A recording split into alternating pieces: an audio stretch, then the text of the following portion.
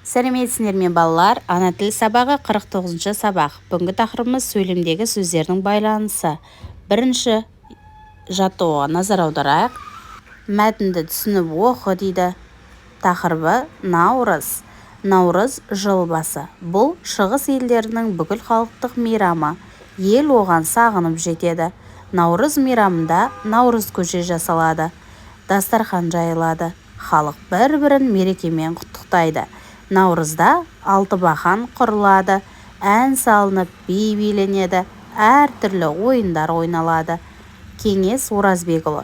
Наурыз қандай мейрам? Наурызда алтыбақан құрылады сөйлеміндегі сөздерге сұрақ қой. Олардың өзара байланысын тап дейді балалар. Үлгі бойынша сұрақ қойып, өзара байланысын табамыз балалар.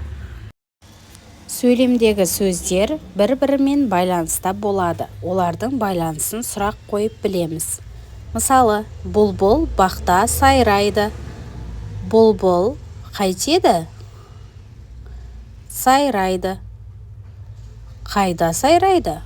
Бақта. Бақта сайрайды. Не сайрайды? Бұлбұл. Балалар, ережені жаттап аламыз. Екінші жаттығу, сөйлемдерді көшіріп жаз. Көктем келді, су жылғалармен ақты, жерге көк шықты.